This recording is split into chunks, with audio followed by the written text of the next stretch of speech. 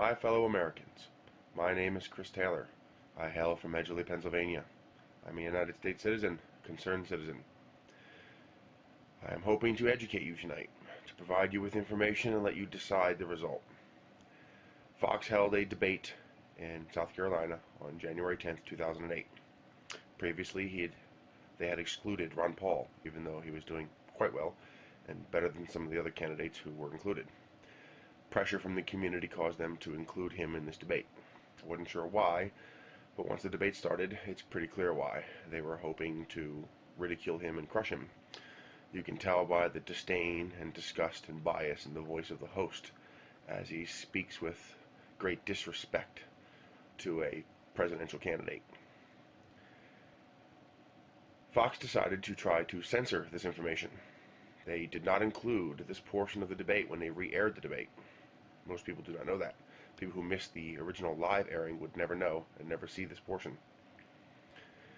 In this, the host questions the electability of Ron Paul and doesn't do it nicely. Instead of the angry or confused or ridiculable response they expected, what we got was 90 seconds of the most passionate, fired up, intelligent, concise response I've ever heard from a political candidate. It made me proud to say I'm a supporter of Ron Paul. I'm not saying you should support Ron Paul, but at least listen and watch and decide for yourself. This video is clearly protected under Section 107 of the United States copyright law. Fox, if you have a problem with that, please educate your lawyers on this. This document is in 100% compliance with every aspect and every portion of this law. It is indisputable legally. It's 2 minutes and 9 seconds of an extremely long political debate, and it is cut to include only the portion I wish to educate my population on, my audience on. Watch it. Let me know what you think. Hopefully you'll understand why he got what sounds like a standing ovation when he finished giving his speech. Another question about electability. Do you have any, sir? There's always the question as to whether or not you are in fact viable. Your differences with the Republicans with the rest of the Republicans on this stage has raised questions about whether or not you can actually win the Republican nomination, sir.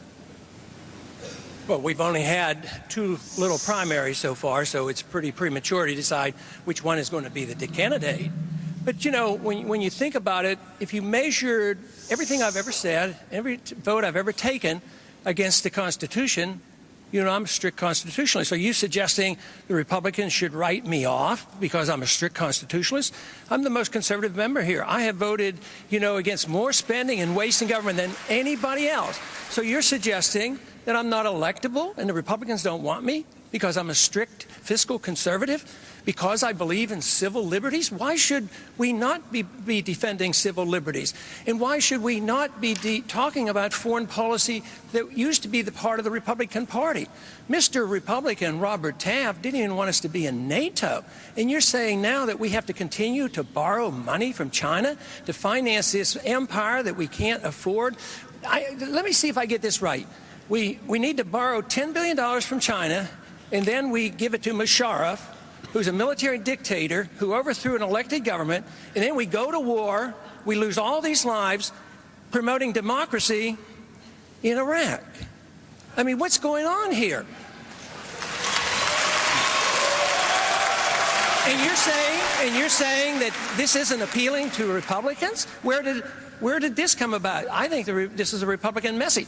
I defend the platform. It used to say we got rid of the Department of Education. It doesn't say that. Now, we as Republicans went and doubled the size of the Department of Education. So where have we gone? I think we've lost our way. And then the insinuation that I am less Republican because of that? Congressman, thank you very much. We have to take one more break. We'll be right back with one of the most contentious issues of the day. Stay tuned.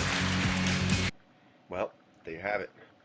I know I was blown away after finishing watching that. I couldn't believe they would try to censor it. You know, it's the nature of corporate manipulation of our elections. Most people vote based on who they see on that screen in front of them, not the computer screen you're looking at, the television screen in the living room. If they can prevent him from showing up on that screen or attempt to make a fool of him on that screen, they can manipulate what the population thinks about this man. I implore you, I'm not telling you to vote for Ron Paul. Just go to ronpaul2008.com or just Google Ron Paul. Decide for yourself. Educate yourself. Don't accept the force-fed information coming from the media. Look up the information yourself. Check the candidates out. You decide. 2008 is going to be a very important year for the United States of America. Long live the Constitution. I finish all my posts with a quote. This quote is the Presidential Oath of Office. I do solemnly swear or affirm that I will faithfully execute the office of President of the United States and will, to the best of my ability, preserve, protect, and defend the Constitution of the United States of America. Let me repeat that last part. And will, to the best of my ability, preserve, protect, and defend the Constitution of the United States of America. All of it. Not some of it, not portions of it, not sometimes. Preserve, protect, defend the Constitution of the United States of America. I chose Ron Paul because his message is simple. Obey the law, follow the Constitution. Thank you very much.